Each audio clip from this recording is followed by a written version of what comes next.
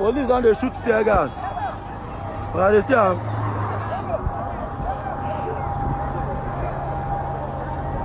police they shoot tear gas. No be small thing happen for Abuja today. In fact, everywhere scatter. Men sincerely mount for the Freemason Nnamdi Kanu protest. Even after the news of police shooting tear gas, some even made mention of live bullets. Some people were arrested, some people were injured. But men saying Higaba, they mount to their ground and saying Higaba, say like that Tinubu must Freemason Nnamdi Kanu, and they cannot be intimidated by police shenanigans. So they are not going anywhere. They mount to their ground and was protesting, which is the kind of audacity we need in this country now with what is going on. And for the people that was arrested, they also protested to the police station where they were kept and demand for their immediate release. In fact, no be small thing happened. And for Mazi Nnamdi Kanu brother and lawyer that was reportedly arrested before, I will allow you to listen to Sowore's interview, Mama P, and even Kenneth Okonkwo to see what is going on concerning this case. In fact, this one joke, but as you are listening to it, make sure you are sharing your thought with me on the comment section. Share the video and also subscribe for more updates. And after that, I will be back. Let's go there. I would like you to react to the presidency's call that Nnamdi Kanu's lawyer should be dealt with for joining the protest while the case is still in court. Who said that? Bayo Onanuga. No. I don't think. I am Nnamdi Kanu's lawyer. I protested.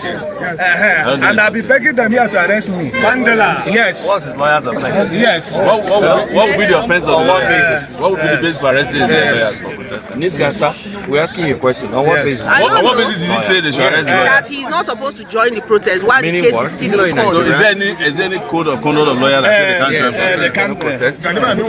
Yes. Best lawyers, one of the best protesters.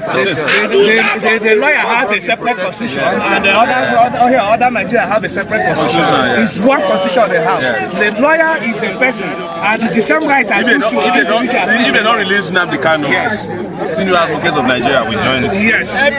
Police, doctors will join this protest. Yes. Even surgeons, like people who say no get time, nurses, everybody will join. We're about to announce another date, and that one will be bigger. It will be the mother of all protests. Exactly. So they have a chance now. You know, when we were saying they thought it was a play. They thought it was play a few days ago when we say we are going to shut down this Abuja. Nothing happened in Abuja today. Even the judge that gave the order that we should not do protest asked us to come back to their head. He did not sit. He couldn't make it to his office. So we are not playing. We are not playing, but we are working together. The legally arrested protesters. Okay, to the FCT police and how they were shooting tear gas at every other person. What would be your message to him, seeing that he just assumed? I don't message police because I know that we are going to have to fight for them again, you know, when they don't pay their pension and gratuity. Yes. It's to let them know anybody who is actively oppressing others now. They should look at what is happening to the former policemen who used to oppress others. They see them. We are the one fighting for them. So, if you like, keep supporting oppression. It will get to you. There is no question about it. There's enough of this injustice to go around. We have been fighting for policemen, both serving and our struggle for policemen got 29,000 policemen promoted in this country. Some of them had not been promoted for 8 years. Yes. We got even the retired policemen that we are fighting for. They said they have finally found some of their money. They have increased their gratuity and pension. But our position as far as police is concerned is that we must exit this, I think they call it a CPS. Yes. I call it a Ponzi scheme. Yes. The contributory Ponzi scheme. No, it's But this one is, let me thank everybody today. This massive, successful outing. Yes. It is massive. They may be hiding it, but this really got them. Of course, yes. We're not making a statement. We told them this is not about making a statement. It's about getting Nnamdi Kanu free. What all of them here? Yes. So we are trying to check if anybody's detained at Apple. Okay. If anybody's detained at Apple, let us know. Because we want to resolve everybody's case. Very necessary. But I told them, saying, Nnamdi organize the protest. Why are you arresting other people? Other people. No, that carry me. Yes. The rest. They don't get issue with me.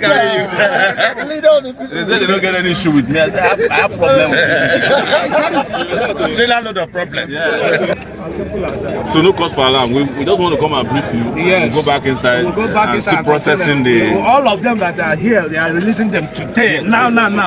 So you people stay behind. The Constitution is very clear. Section 36, subsection 5, that every Nigerian citizen is deemed to be innocent until proved guilty. A nation that detains a human being more than 7 years, and you have him in your custody, and yet you couldn't even reach a judgment as to the culpability of his crime. Dispensation of justice. Justice delayed is justice denied. When it comes to the issue of crime, the Constitution is very clear that the accused or defendant should be judged within a reasonable time. It is very unreasonable to keep a man in detention for almost 7 years. What are you judging? This is telling on the judicial process of Nigeria. I tell you again, in the Constitution, they say the Attorney General, while making any decision as to charging anybody, discontinuing or taking over any criminal charge, should have regard for public interest, the interest of justice, and the need not to abuse the legal process. For me, in the case of Nnamdi Kanu, the legal processes have been abused. Nobody will remain sane to be in jail for more than 7 years, that a case is being tried. People are frustrated. People believe that if you do not find anything against this man, release him or reach a political solution. That is what is bringing all these things. It's a result of frustration that there is no interest of justice served in this. So, diligent prosecution is one of the pillars of justice in a criminal offense. I do not see that diligence. And the federal government is failing on all fronts. Remember, we have pleaded that this should be treated as a political issue and settled out politically so that every party will go home in peace. And then you are the one who arrested him. You are the one who put him on trial. You are the one who is delaying for up to 7 years without giving clear justice. So the federal government is failing on all rounds. And as they keep failing, they're making their matters worse. So do you think that this is really, you've said this is a political issue. It should be a political issue. It should be. Yes. But is it? That's what I'm saying. The government should treat it as a political issue. Remember, during the colonial masters, where people were fighting for our independence, the colonial masters saw them also as adversaries. But they were genuine fighters of freedom. So in this world, there will always be two aspects of an issue. You know, the kind of cost-benefit issue, if it is in business. What is a cost to somebody is a benefit to another. That is how you treat political issues. To some people, he's fighting and agitating for their rights and freedom. You should also take that into consideration.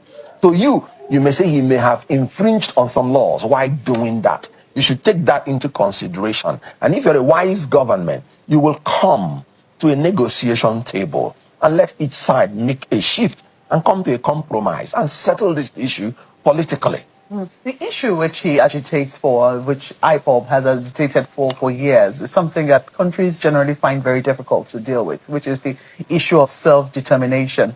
How do you think that that can be resolved, given the fact that even if the federal government were to say, look, politically, we release him today, that certainly will not stop the agitations for people who believe that they should be given a separate country of their own? Very good. And that is why you should not attribute it to him, that he is the originator and the perpetrator of this. I think it predates him and might even outlive him. So it is about the government learning how to treat agitators and how to dialogue with them. because as you have aptly stated it, it didn't start with him. We've had MASOP, we've had other organizations. It may certainly not end with him. So it's about people expressing in their different ways their manners of frustration with the system. When things were so good in Nigeria, I wasn't hearing all these agitations. But whatever name you call them, it is frustration to the suffering, to the hunger and hardship in the country. That is the truth. I was going to ask though, what side are you on? Are you on the side of the protesters? Do you support their cause, or do you think that since this matter is already in court, pressure should be applied to the federal government to let this matter run as quickly as possible? Very good. I am on the side of rule of law. I just told you that Nigerians have the right to protest. Section 40. And you can't take it away from them. It's their natural right, innate in them. And the Supreme Court has said, beyond exercising these rights, no human being can live a civilized life.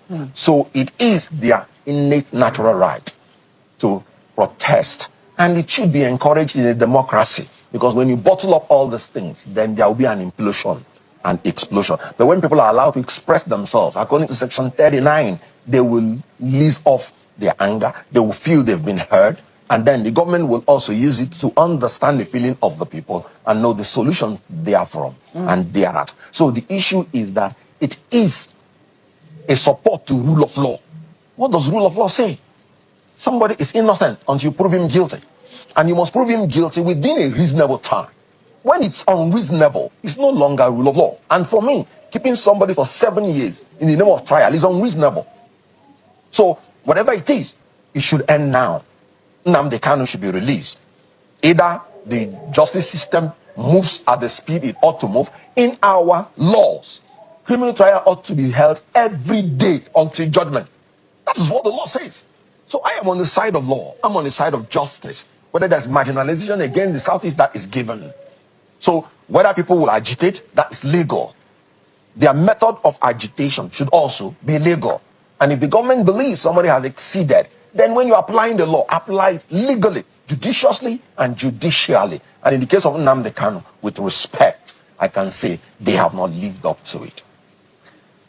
Today is also the 5th anniversary of the NSAS protest. That was one protest that we saw a lot of young people come out to express their displeasure with the way the Nigeria police, or will I say an arm of the Nigeria police, had treated a number of young people over the years, indiscriminate detention. And after a while, the protest morphed into something else. It morphed into a general protest of complaint against the state in general and the state of affairs.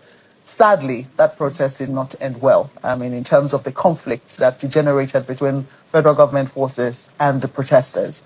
And that had implications for a lot of people, had implications for businesses. I mean, we saw what happened afterwards, the aftermath. Those sort of protests are declared.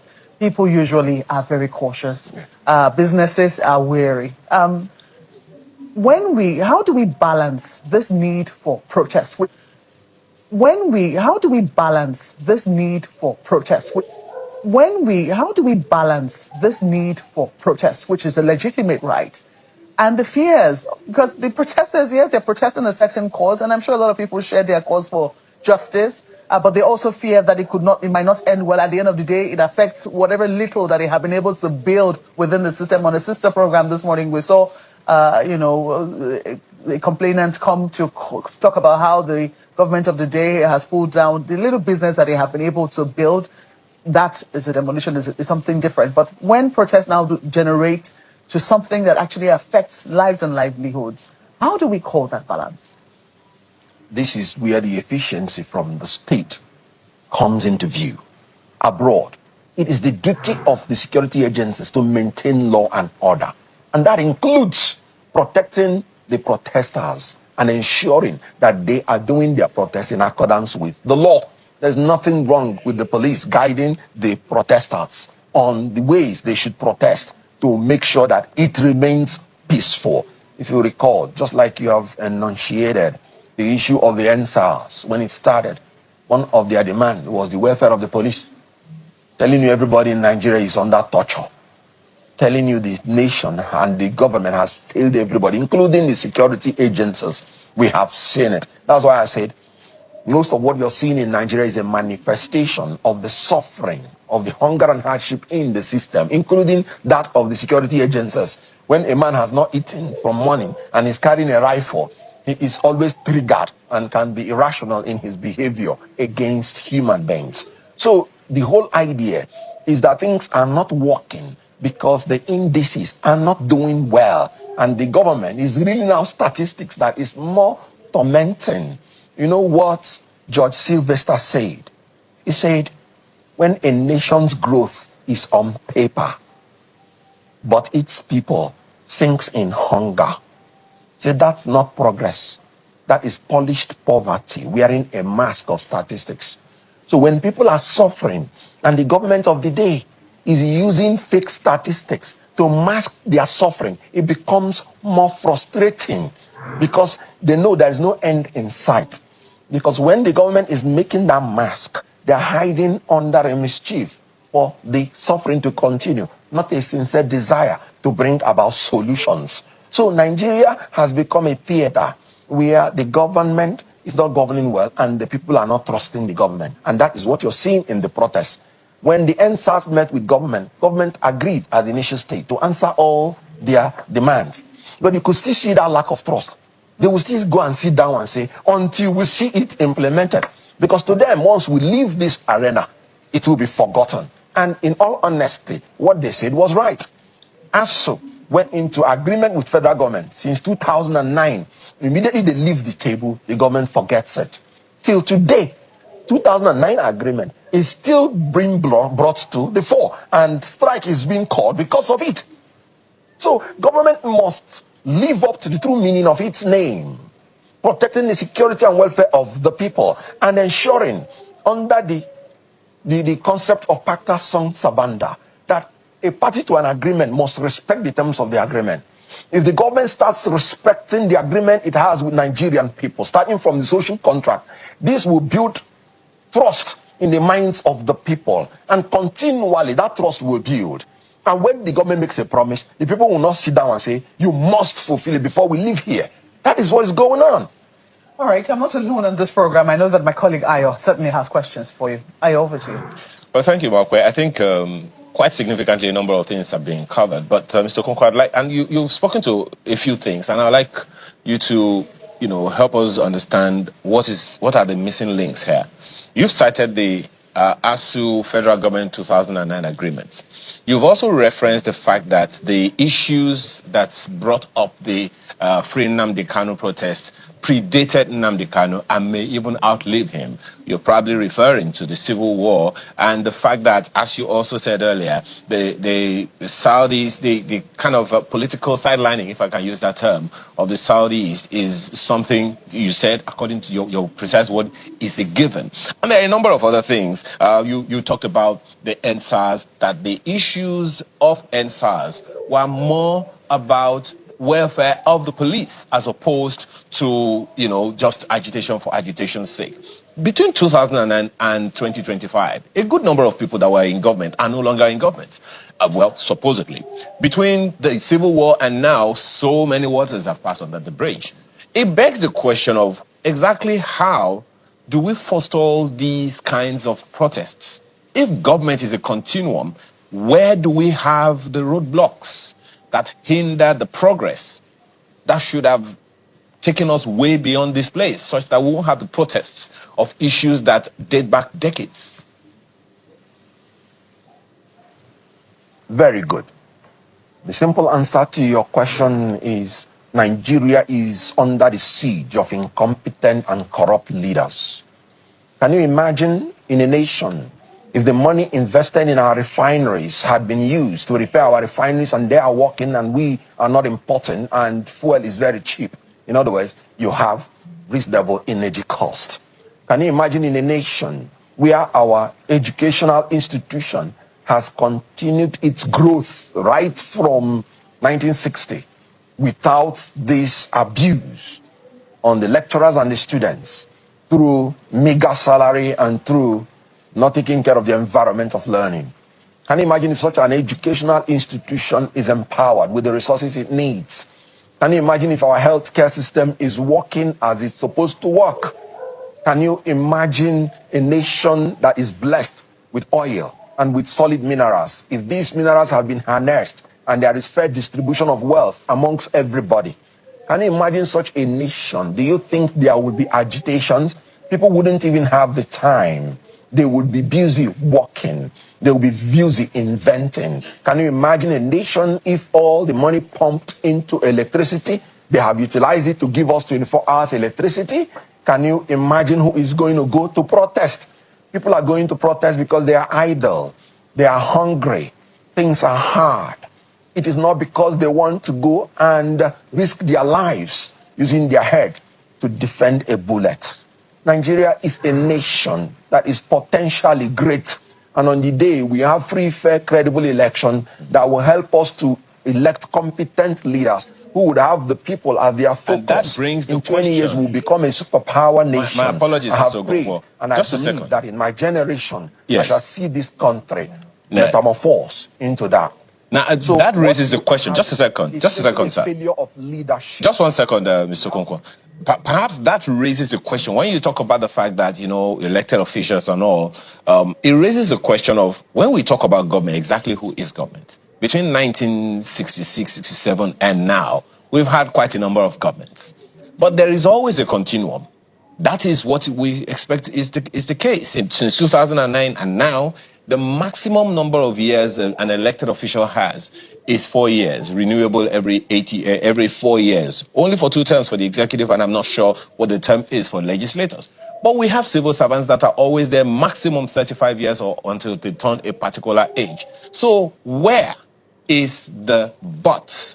Is the question that I'm asking. Do you think the civil service could have helped to bring to the attention the elected officials, to the attention of the elected officials as, guys, these outstanding issues are there?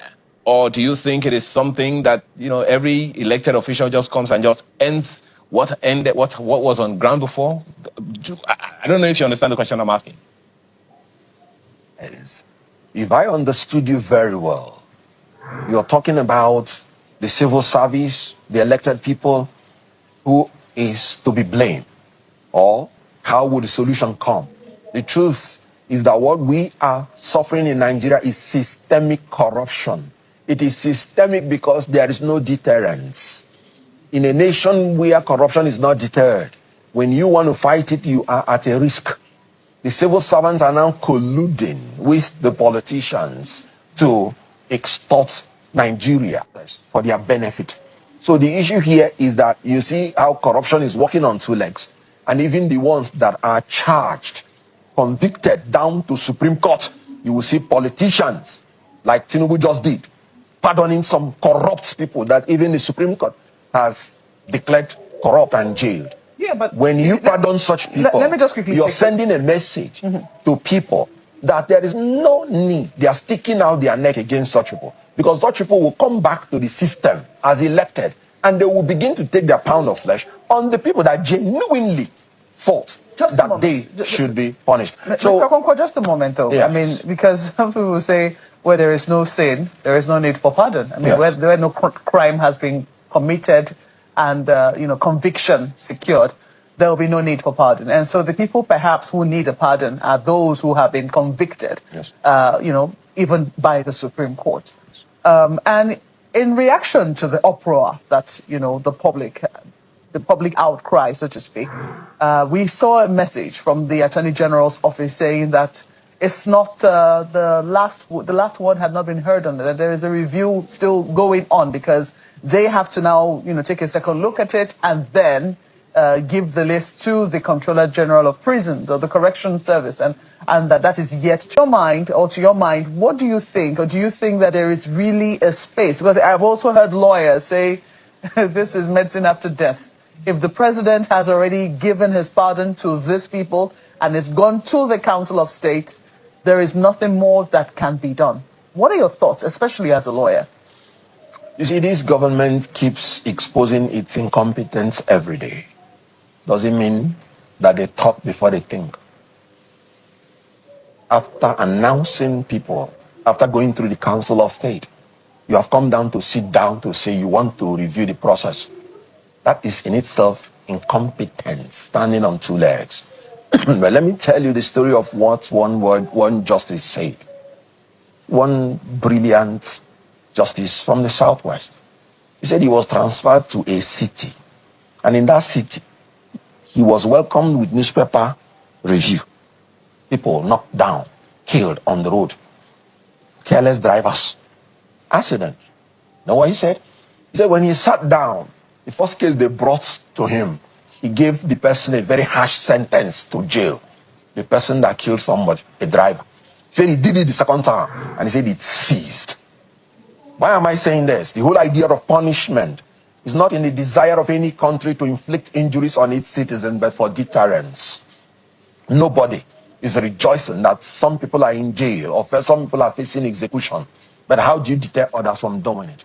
So what Tinubu is doing is encouraging people to do it. So nobody is saying that to be merciful is not good. No. But you have to matchmake what you are trying to be merciful at with the justice of the situation and the public interest. I told you this. Section 174, subsection 3 of the Constitution. You have to check the public interest. Somebody murdered, a lady murdered the husband in cold blood. And you're telling me, oh, release her. You will see other people on the same matter, murdering their husbands the next day. Everybody has one problem or the other. But when you remember what the consequences will be, then you will forbear. You will take a better option, apart from shedding innocent blood. Do you know what it means theologically? And I talk as a theologian. It says the blood of the murderer that is needed to clean out the cry of the blood of the innocent against the land. That's there in the Bible. The blood cries against the land when you murder an innocent person. And if you are a leader and you go to ignorantly forgive such a person who murdered without a cause, you have become an accomplice spiritually to that blood that is crying against the land. We have to be very careful. You must exercise the privilege of pardon or prerogative of mercy, having the interest of the public, having the interest of justice, and making sure you do not abuse the legal process. So we there here for FCT Police Command for where be this Garkia be where. For some of the protesters where they arrest, the ones they took from Gutu Abi from Apo, because we not go house leave anyone for here now. As we gather go. The demand is simple. Free Nnamdi Kanu. There is no need holding him, even if they've been done sentence and now how many years. You have held him for almost a possible prison sentence. And how does that help the region and the country to achieve peace? For a country where we say president, they forgive known drug convicted criminals, kidnappers, murderers. There is no need.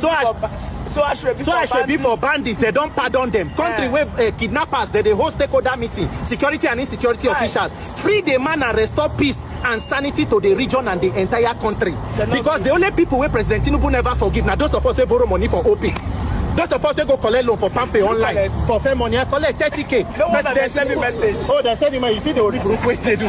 President Tinubu make you also call online people. Tell them, say, we not be kidnappers. Small 30K what borrow. They don't send my number to everybody. Say they will degrade me. Say I'm a this, I'm a that, I'm declared wanted. On top 30K loan. On top 30K loan for how much? Say they will degrade me for how much where I borrow. President Tinubu also pardon us. Anytime you are seeing this video, just know that I don't block this. I go block you too. Please, President Tinubu, call them. Me and no thief, I no be kidnapper and money I borrow small loan 30K. Help us to make you pardon us. That's it, they pardon them. Since you don't reach the turn of criminals, we credit people where they owe credit. Make my guarantor no, because my next of kin like they say they on ground for Ramo. This boy, like they do this with your police, they back. Police, their life don't spoil. And now they are starting to blow. Make before they don't carry their papa for here. You get the point now. Share your thought with me on the comment section, and of course, you know the vibe. Click on that subscribe button, follow, and share for more updates. Because like this, we move.